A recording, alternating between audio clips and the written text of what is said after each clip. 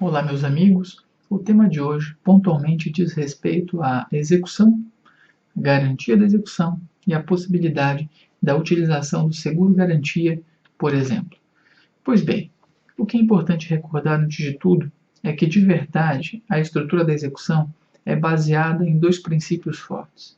Primeiro, o chamado princípio da máxima utilidade da execução, que pretende fazer com que a execução tenha efetivamente a fluência necessária para realizar o bem da vida, portanto, para entregar a coisa, para permitir o pagamento, para cumprir-se a obrigação, e de outro lado, o princípio do menor sacrifício do executado ou menor onerosidade, que é aquele princípio que também busca preservar, mesmo com a ideia de eficiência, o mínimo sofrimento possível do executado, de modo que ele não seja, evidentemente, prejudicado em demasia. Né? Então, aqui temos uma dupla posição principiológica que se coloca para que haja, então, uma boa leitura dessa estrutura executiva.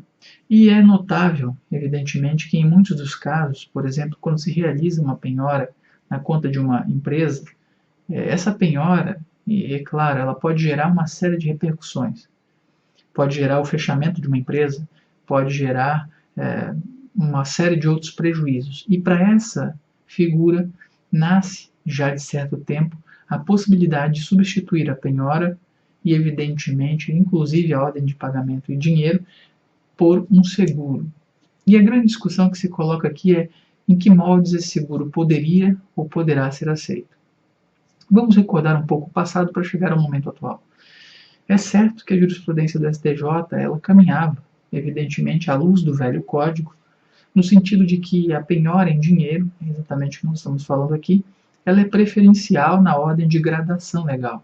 E isto, à época, era evidenciado já, não podendo se substituir a tal penhora em dinheiro por seguro-garantia judicial ou fiança bancária.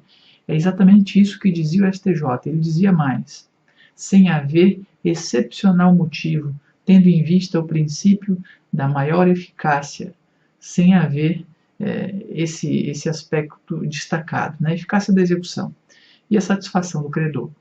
Que posição é essa? Essa era a posição que o STJ adotava, e é uma posição que vinha de um agravo interno no área número 1.004.742 de São Paulo, o ministro Luiz Felipe Salomão, da quarta turma, que foi um julgado aplicável na época e que foi disponibilizado no DJE em 31/3/17. E no mesmo sentido, já um bem mais antigo, o recurso especial 1.168.543 do ministro Sidney Bennett, e foi de 2013. Portanto, recursos que olhavam para questões como estas debatidas sobre a égide do Código de 73.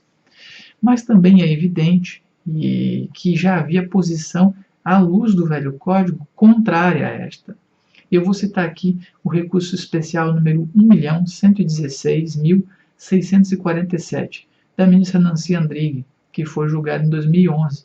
E nessa época já dizia o STJ, neste julgado, o seguinte, que também esses precedentes que foram relacionados anteriormente, eles eram mitigados em relação ao quê? A compatibilização do entendimento da menor onerosidade como princípio, bem como o princípio da máxima eficácia da execução. Então havia aqui uma leitura casada, né, já que o fundamento era de que a retenção de grande numerário poderia causar severos prejuízos à atividade da empresa executada. E é verdade. E nessa estrutura, então, vem o novo Código de Processo Civil, e com a edição do novo Código nós precisamos repensar o tema. E foi o que a STJ acabou de fazer. E por que repensar o tema? Por uma razão.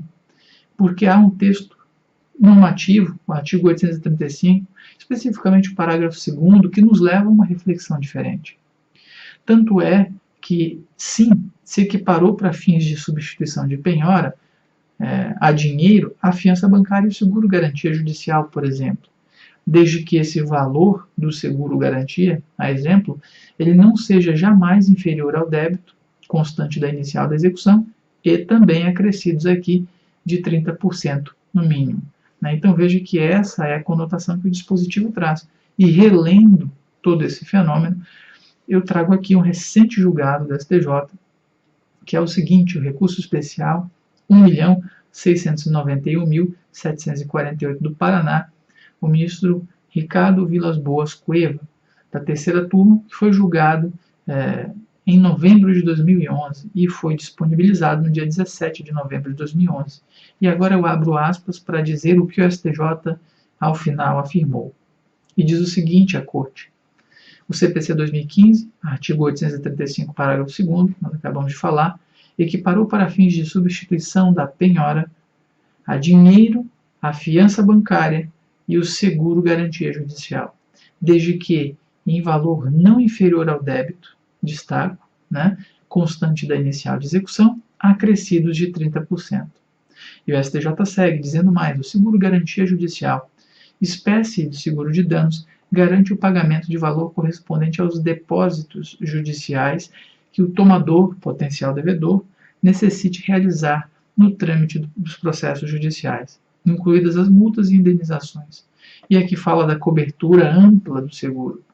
E, por fim, destaco um outro trecho do acórdão, que diz o seguinte: no cumprimento de sentença, a fiança bancária e o seguro garantia judicial são as opções mais eficientes sob o prisma da análise econômica do direito. Nós não podemos esquecer disso, porque esse é o cenário da realidade, visto que reduzem os efeitos prejudiciais da penhora ao desonerar os ativos das sociedades empresárias submetidas ao processo de execução, além de assegurar com eficiência, isso é bastante importante, equiparada ao dinheiro, que o exequente receberá a soma pretendida quando obter o êxito final da demanda.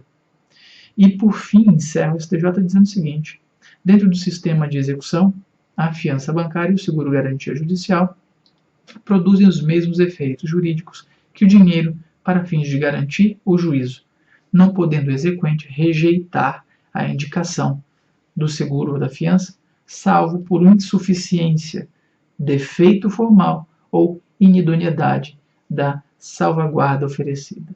Portanto, aqui, meus caros, há uma mudança de compreensão, então, analisando o novo Código, para que se permita, agora já à luz do próprio STJ e de precedente importante, que o seguro garantia judicial ou a fiança sejam aportes necessários para que o executado, antes de pagar aquilo que está sendo evidentemente cobrado ou executado, tenha o direito de discutir judicialmente a questão, ainda assim garantido o juízo de modo eficaz.